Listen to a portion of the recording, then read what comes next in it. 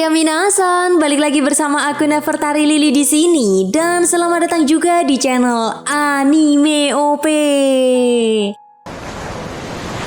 Gimana nih kabar kalian semua? Semoga selalu diberikan kesehatan ya. Karena apapun yang kita miliki saat ini adalah hadiah terbaik yang kita dapatkan. Jadi jangan lupa untuk selalu bersyukur, oke?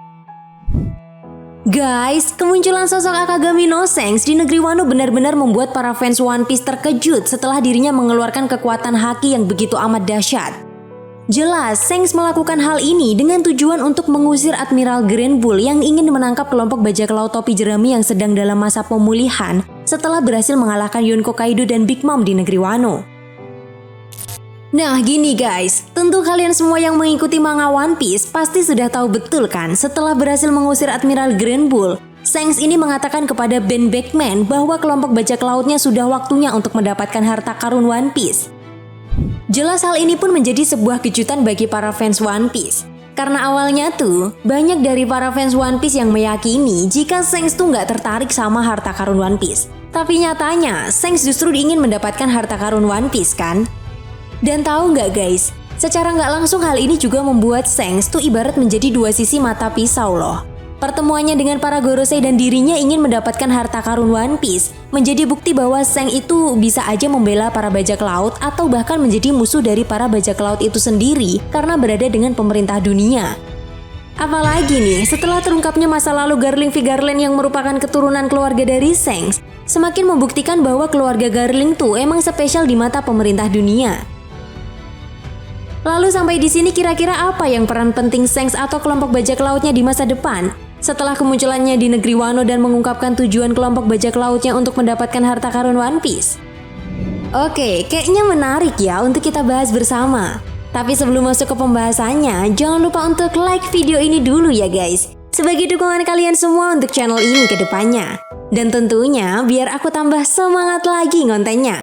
Nah, jika sudah, terima kasih banyak. Dan yuk tonton videonya sampai selesai ya. Let's go! Oke, sedikit disclaimer dulu ya guys. Pembahasan kali ini akan berhubungan dengan informasi yang ada pada manga One Piece chapter 1095. Bagi kalian yang tidak mengikuti manga One Piece ini akan menjadi sebuah spoiler. Tentu kalian semua yang mengikuti manga One Piece sudah tahu betul jika di masa lalu sosok Garling V Garland memiliki peran penting dalam insiden Lembah Dewa atau turnamen God Valley yang terjadi 38 tahun yang lalu. Dan dalam insiden ini juga, sosok Akagami no Sengs ditemukan oleh kelompok bajak laut Goldie Roger dalam sebuah peti harta karun. Dan ketika ditemukan oleh Roger, usia Sengs ketika itu kurang lebih 1 tahun. Nah, fakta yang menarik di sini adalah Sengs ternyata keturunan keluarga Garling V Garland, salah satu keluarga Tenryubito, namun sampai saat ini belum diketahui pasti hubungan Sengs dengan Garling V Garland. Apakah Garling V Garland adalah ayah dari Sengs atau bukan? Namun menurut aku sih, inilah yang menjadi alasan kenapa para Gorosei memberikan akses dan mau mendengar apa yang ingin dibicarakan oleh Sengs. Bahkan jauh sebelum itu, lebih tepatnya ketika pertempuran besar di Marineford, seorang Fleet Admiral Sengoku mau menuruti permintaan Sengs untuk menghentikan pertempuran. Ya, meskipun Sengoku menilai tujuan Sengs untuk menghentikan pertempuran memang ada benarnya juga. Namun di sisi lain, secara tidak langsung harga diri Sengoku sebagai seorang Fleet Admiral sangat direndahkan ketika dia mau menuruti perkataan seorang bajak laut. Artinya baik Gorosei ataupun Sengoku memang sudah menyadari jika Sengs adalah keturunan keluarga V Garland. Atau bisa jadi juga ada hal lainnya, semacam kontribusi atau hutang budi besar terhadap keluarga V Garland sehingga mereka pun masih menghormati Sengs. Karena faktanya seperti yang sudah aku jelaskan tadi, Garling V Garland adalah sosok yang sangat kuat dan memiliki peran penting dalam insiden God Valley. Nah, apabila kita kaitkan dengan kemunculan Sengs di negeri Wano setelah Sengs mengeluarkan pancaran Hosoku Haki yang dahsyat ke arah Admiral Grand Bull, Sengs mengatakan bahwa tindakan angkatan laut tak lebih dari seorang pengecut. Hanya saja, tidakkah kau merasa bahwa perbuatanmu adalah sebuah penghinaan bagi para bajak laut muda yang sedang kelelahan setelah mengubah sejarah bajak laut di dunia ini? Apakah kalian sebegitu takutnya dengan datangnya era baru? Tentu saja dari fakta-fakta tersebut, kita semua dibuat penasaran kan guys? Kenapa Sengs seolah-olah membela para bajak laut? Bukankah sebelumnya Sengs sempat bertemu dengan para Gorosei? Dan apa kalian semua masih ingat dengan perkataan Garling V Garland? Siapapun yang membela bajak laut tak lebih dari sampah. Tapi kenapa Gorosei justru menemui Shanks? Apakah mungkin ada sesuatu hal yang ingin Shanks capai dengan bertemu para Gorosei dan menemukan harta karun One Piece? Oh iya, satu lagi guys, yang perlu kita ingat juga nih. Tujuan Shanks mendapatkan harta karun One Piece tentunya akan menimbulkan sebuah konflik dengan para bajak laut yang memiliki tujuan yang sama. Artinya para bajak laut lainnya pun tidak akan membiarkan ada sebuah kelompok bajak laut lain untuk mendapatkan harta karun One Piece. Karena tidak ada yang namanya 2 gelar Raja Bajak Laut. Dan gelar Raja Bajak Laut hanya untuk 1 orang.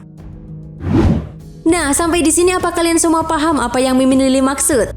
Ya, semua tujuan Shanks mulai dari bertemu dengan Gorosei, menghalangi Admiral Green Bull untuk menangkap kelompok bajak laut topi jerami, dan mendapatkan harta karun One Piece adalah pematik awal kekacauan besar yang akan segera terjadi di dunia One Piece.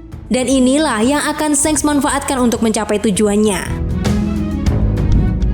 Dan menurut Mimin Lily sih, gak menutup kemungkinan juga loh guys. Dengan perannya sebagai karakter yang memiliki 2 sisi mata pisau, bisa aja Shanks ini berada di kubu pemerintah dunia dan juga berada di kubu bajak laut. Di mana hal ini jelas membuat kita semua sangat amat penasaran. Apakah Shanks akan mengkhianati Luffy dan menjadi musuh utama Luffy dalam memperebutkan harta karun One Piece? Memang bukanlah sesuatu hal yang mustahil, karena hal itu tidak sepenuhnya salah. Perlu diingat, pada manga One Piece chapter 801, mantan Shichibukai yaitu Doflamingo pernah mengatakan, siapa yang akan saling berhadapan dan siapa yang akan saling berkhianat. Dimana seperti yang kita tahu juga, di dunia One Piece sebuah pengkhianatan bukanlah sesuatu hal yang baru. Bahkan pada manga One Piece chapter 1062, kita bisa melihat bagaimana tujuan pemerintah dunia yang justru ingin menghabisi Dr. Vegapunk.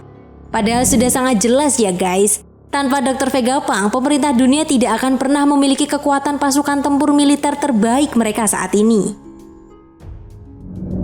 Nah, sebenarnya menurut aku sih, kunci dari teka-teki ini adalah apabila kita perhatikan lagi apa yang terjadi kepada Goldie Roger. Dimana jika harta karun One Piece bisa didapatkan dan diwujudkan oleh semua orang, kenapa tidak ada yang berubah dari Roger? Dia malah menyerahkan diri kepada pihak angkatan laut dan malah membujuk semua orang di seluruh dunia untuk berlomba-lomba mendapatkan harta karun One Piece.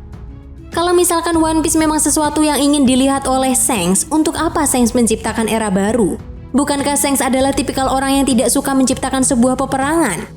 Kecuali memang ada masalah besar yang harus diselesaikan oleh kelompok bajak laut rambut merah. Oke, kayaknya cukup segitu dulu ya guys pembahasan kita kali ini. Jika kalian punya pendapat lain, silahkan tulis pendapat kalian di kolom komentar ya. Dan sampai jumpa lagi di pembahasan berikutnya. Bye-bye.